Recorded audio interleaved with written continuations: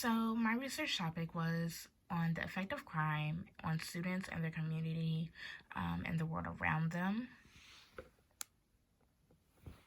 So, there were two articles that I investigated to help me further look into the topic of crime and how it can impact students. So, the first one, it investigated children with reactive and proactive aggression. Children with reactive aggression will behave aggressively in response to being provoked, and proactively aggressive children will behave aggressively to achieve goals beyond violence. Children have different levels of aggression based on different traits of their brain functioning. So, things such as neuropsychological and neurobiological functioning. And there are deficits in inhibitory control and planning that are specific to children that have reactive aggression. So, this means that children with reactive aggression are not good at planning and they have a very hard time putting a control on their anger, whereas proactive children are different.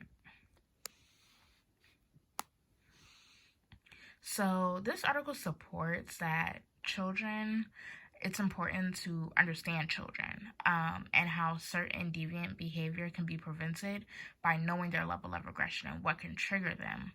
So, if an authority figure knows, okay, they're reactive or they are a proactive aggressor, and they know what triggers them, they can maybe help to stop the deviant behavior that is happening. So this led me to investigate how comfortable students are when they feel that when it comes to feeling that authority figures can control and recognize deviant behavior in students. So the second article that I looked into was about the prefrontal cortex and how it can impact the brain. So the prefrontal cortex is a part of the brain that contributes a great part to personality development and helps people manage their emotional reactions and control their impulses. The subcortical cortex involves activities such as different things, emotions, and pleasure. It can have different effects on sleep, rage, and emotion. Emotional and unplanned impulsive murderers are less able to regulate and control their impulses. And damage to the prefrontal lobe, it can result in impulsivity, immaturity, inability to modify behavior, loss of self-control. So this led me to investigate how trauma from childhood can have an impact on deviant behavior in adulthood. Because let's say in a person's childhood, they might have been traumatized or there is something that has happened to them. Over time, their brain functioning begins to change. So, that trauma can lead into adulthood. So, attempting to understand and observing deviant behaviors in students can be difficult because everyone displays different behaviors in different ways. And sometimes children can be very good at hiding their behavior.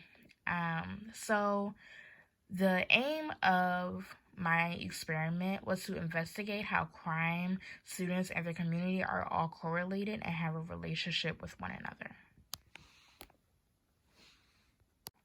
So there were several hypotheses that were included in this experiment.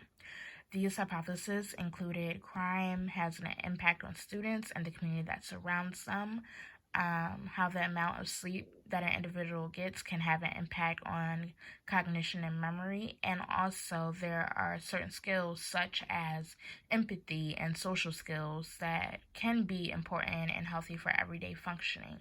So these are what I investigated in this experiment.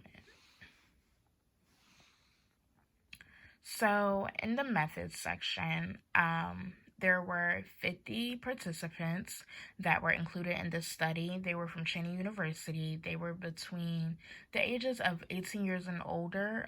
Most of them reside in Pennsylvania. And the inclusion was that only Cheney students could be involved in this experiment. So the materials that were used were surveys that were, an online survey that was used to record responses, and a bivariate correlation graph that was used to observe the different correlations between the different variables. The essential materials that were used inside this experiment was the rating of crime and the rating of particular questions such as sleep impacting cognition and memory. So for the rating of crime, it was on a scale of 1 to 5, and it was used to address all three hypotheses.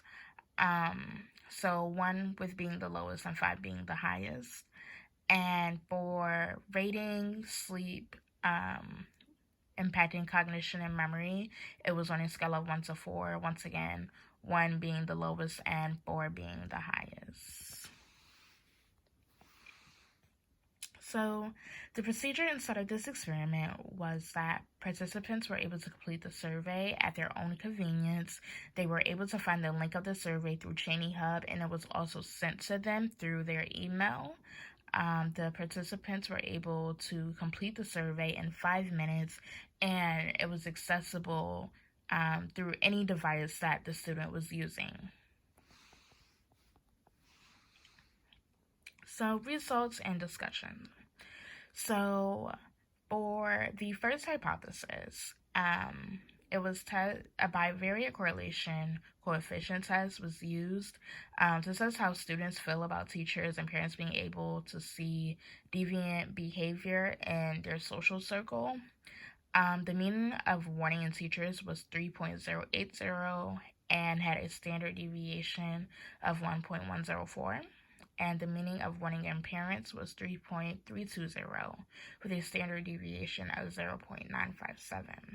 The results were significant, and as warning signs of teachers increased, warning signs of parents also increased. And this might have happened because students experiencing from first-hand experience of how teachers and parents deal with criminal behavior in children, maybe most people have not had a good experience when bringing up a peer who is being involved in deviant behavior and an authority figure has done nothing about it. Secondly, there was a second bivariate correlation coefficient test that was used to test how social skills are important for everyday functioning and how trauma experience in childhood are correlated. So the mean of social skills was 4.306 with 23 participants who felt that the social skills were very important. The mean of trauma in childhood was 4.040 with 22 participants who believe trauma impacted socially deviant behaviors. The results are significant. As social skills increase, trauma experienced in childhood increased as well. This may have happened because children who were traumatized earlier on in life, they may have not received the proper help or have ever learned how to socialize and communicate properly. So this could lead to that child becoming involved in criminal behavior as an adult because they may not have a lot of support or a lot of relationships. Lastly, there was a third bivariate correlation coefficient test that was used to test the correlation between how students feel with empathy and social skills being important for everyday functioning. So the mean for empathy being important for everyday functioning was 4.160, and 18 participants felt that empathy was very significant. The mean for social skills was 4.306, with 23 participants who felt social skills were significant for everyday functioning.